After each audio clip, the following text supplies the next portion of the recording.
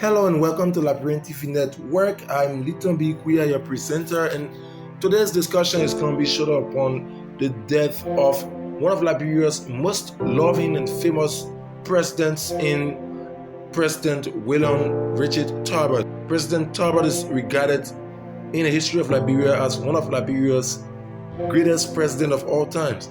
So just relax and follow us today as we go through our presentation. President Tulbert, as famously known, was born in Bensonville, the Republic of Liberia, on May 13, 1913. And all his life, he has served this country and he has served other institutions. And he's, as a matter of fact, the 20th president of this republic. So, all his life serving humanity, there are facts about him, particularly his death, that are necessary to be known. So just stay with us as we bring you facts about the death of former President William Richard Tulbert. Before going to number one, please don't forget to like, comment, and subscribe. 1. His life around the presidency. President Tulbert, prior to becoming the president of Liberia, was already trained to serve as a civil servant, plus his passion to lead led him to entering the House of Representatives in 1943 for the Coup Party, which was the only established political party within the Republic. He was later elected vice president to William Shada Todman in 1952, and he served in that position until becoming president following the death of President William V.S. Todman. On the 23rd of July 1971, President William R. Tulbert served office as President of the Republic of Liberia.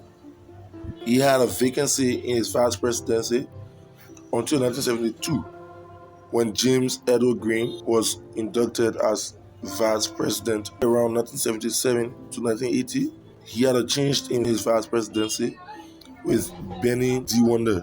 President William R. Tulbert, he was also succeeded by former President Samuel Kayando. On January 1, 1952, President William R. Tulbert was elected vice president until he assumed office as president in 1971, following the death of former President William V.S. Todman. 2. His education and other services. While President William R. Tulbert was born into an Americo-Liberian family, he attended schools here in Liberia. So firstly, he attended the Bensonville Elementary School. He also attended the Criminal Hall Episcopalian High School and graduated with summa cum laude from the University of Liberia in 1934. So he was married to Victoria A. David, who was also of an Americo-Liberian descent, and also she was survived by Liberian tribal descent. And the two of them in their union had 8 children. Aside from politics, President Tulbert was also a Christian. He served as a Baptist minister, and in 1965, he became the first African to serve as president of the Baptist World Alliance. Not just that, he was also a member of the Phi Beta Sigma fraternity. He became Grand Master of the Masonic Order of Liberia. 3. Foreign policy. In order to silence the pro-West foreign policy of President William V.S. Todman, President Tulbert had to adopt something else, which focused on promoting the Liberian political independence. So he reached to an end where he established a diplomatic relationship with the Soviet Union, China, Cuba, and several other Eastern Bloc countries. With this, thus adopted a more non-aligned posture. before the arrest riot in early April of 1979, but then was Florence Chinonwe as Tulbert's agricultural minister. But then she proposed an increase in the subsidized price of rice from 22 per 100-pound bags to 26. It was an increase of roughly $4. All right, an increase of $4. So Chinonwe stated that the rice increase will serve as an added endorsement for rice farmers to continue farming instead of abandoning their farms for jobs in the city. After that was done, political opponents criticized the entire proposal as self-serving. Normally, that's the path of politics. So it was criticized, and it was pointing out that Chinonwe and the Tulbert family operated a large rice farm and would realize a tidy profit from the proposed rice increase. So, based upon that, the Progressive Alliance of Liberia called for a peace. But then it was called a PAD, right? The Progressive Alliance of Liberia. They cited a peaceful demonstration in Monrovia to protest the proposed rice increase. But then, on the 14th of April 1979, about 2,000 activists began what was planned, as a peaceful march on the executive mansion.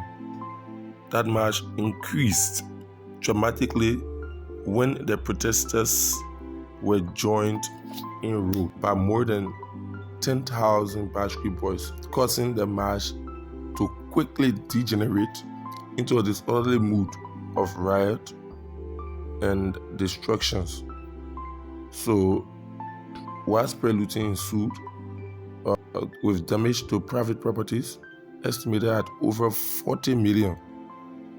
About 41 demonstrators were killed, and during the following year, riots and demonstrations shocked the country. Tulbert tried in vain to restore order by arresting the opposition leaders, but his attempt was unsuccessful and the disorder increased. Tulbert's credibility was severely damaged by the arrest riot. Before going to number 5, please don't forget to subscribe and hit that bell for notification. 5. The coup d'etat of 1980. Tulbert ordered the banning of PAL, the Progressive Alliance of Liberia, in March 1980, and had Gabriel Bacchus Matthew and the rest of the organization's leadership arrested and charged of treason. In the early hours of April 12, 1980, 17 non-commissioned officers and soldiers of the Armed Forces of Liberia, led by Master Sergeant Samuel Kayando, launched a violent coup d'etat. All of them were indigenous Liberians who later became members of the People Redemption Council, the governing body of the new regime. The group entered the presidential palace and killed Tulbert, whose body was dropped into a mass grave together with 27 other victims of the coup. A crowd of angry Liberians gathered to shout insults and throw rocks at the bodies. Tulbert's body was later moved to a spot in Monrovia's Palm Grove Cemetery, not far from the bodies of those killed in the arrest riot. Thank you for watching Liberia TV Network. Please don't forget to subscribe. We love you. Bye-bye.